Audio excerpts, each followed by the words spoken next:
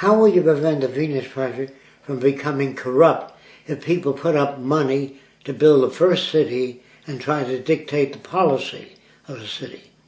First of all, the Venus Project would not be sponsored by people who believe that this system will work. It's the failure of this system that enables people to put up money for an experimental system. If doctors want to build a new hospital to operate differently, they build an experimental hospital and they check it out, see if it works. If it doesn't work, they go back to the other system. If the Venus Project designs a city and it doesn't work, we'll change the design until it does, just like all research programs. There's a lot of things in research that don't work. And so you don't stop doing research. You have to continue doing research until it does work. Will it work perfectly? No.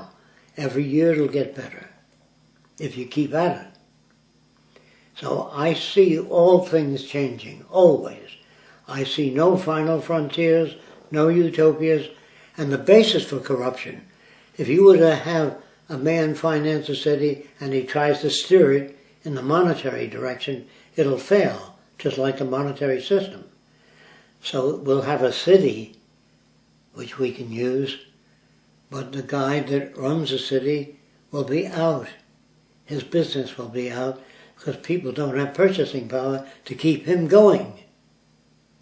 And like I said before, if wealthy people all buy big yachts and they keep them loaded, ready to leave with food, sea piracy will grow. Be more pirates in the sea grabbing yachts because they can't sail indefinitely without fuel. So they go out to the West Indies and they can occupy an island, all these wonderful yachts and with millionaires. And if the people on the other islands are starving, they'll invade that island. Do you understand that? You can't live to yourself, is the message I'm talking about. If we don't take care of everybody, including ourselves, we cannot build a world free of war, poverty, and hunger.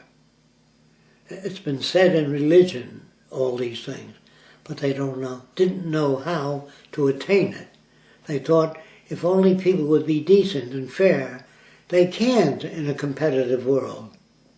If you manufacture stockings that have runs in them, people have to buy new stockings. But if Larry invents stockings that don't have a run, he'll put you out of business or you buy his patent and don't produce it because you want to sell stockings. So how can you be decent and ethical in a competitive world? How can you love your brother if you take advantage of him by owning a patent which stops him from making something that will benefit other people? If you take a patent out on crutches or your wheelchair, people can't use it unless they pay you. So all patents and private property deprive other people. When a guy is very wealthy, if he owns 4,000 acres of land, I would say he's kind of a selfish individual. You don't need 4,000 acres unless he gave it to some charity. I'd say the man is truly religious. Doctors Without Borders, to me, are more religious than most church attending people. People that do good without reward, you know. The only reward you get is seeing less poverty and hunger, starvation and deprivation, kids with swollen bellies, all gone. If that doesn't give you incentive, if your only incentive is a money system, then you don't understand human beings, because you owe your own life to the advances made by Edison, Louis Pasteur, and all the other people. You're alive because of them. So if you don't feel you want to put anything back into the earth to make it a better place, I would say you're harmful to yourself and society. Should we kill those people? No. Send them back to school to learn, or show them evidence of the system you believe in, and have them produce counter-arguments. Don't stop them. If they say, well, the system kills incentive, say, what is your evidence for that? Always don't kill them. If you start killing people, you'll always have people you want to kill. You know what I mean? People say, oh, those bastards, they don't care about anybody but themselves. Well, I would say that they need bits of information to be able to do the things that are better for people. Well, who decides which is better for people? Eventually, the majority of people will decide that. If the system doesn't work, they won't operate it.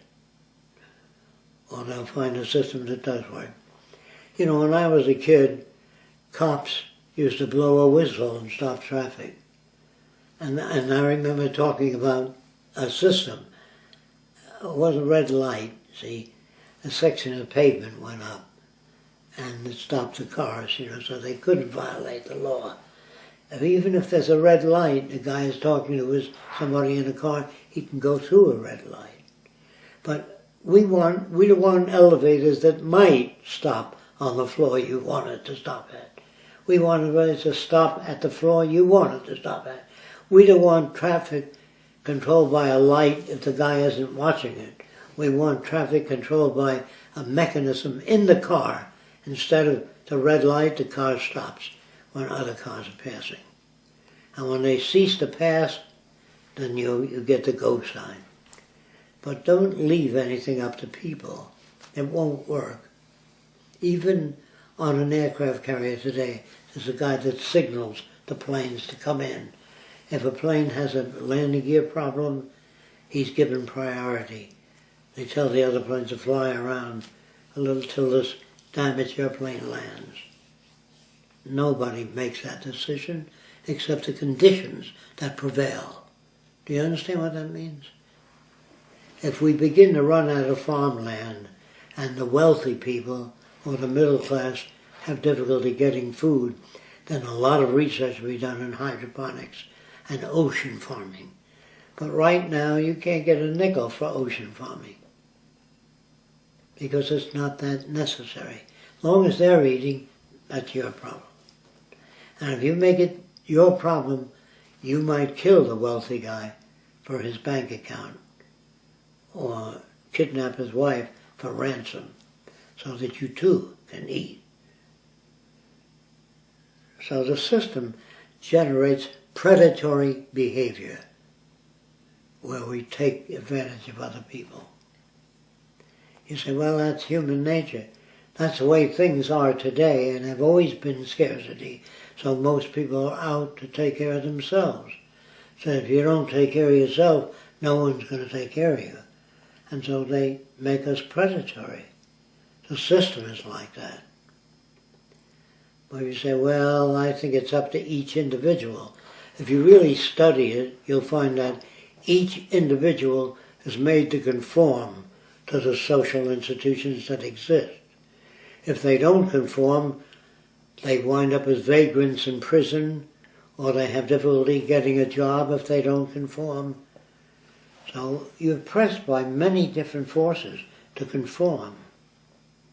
If you walked around without any clothing, because you don't believe in clothing, you'll be picked up and arrested, put in jail. If you continue to do that, you might be put in a mental hospital. But it isn't a free country. Nothing is free. In a free country, you're free to make your own decisions. You never make your own decisions. If you live in any culture, they will work on you so that you correspond to the values of that culture.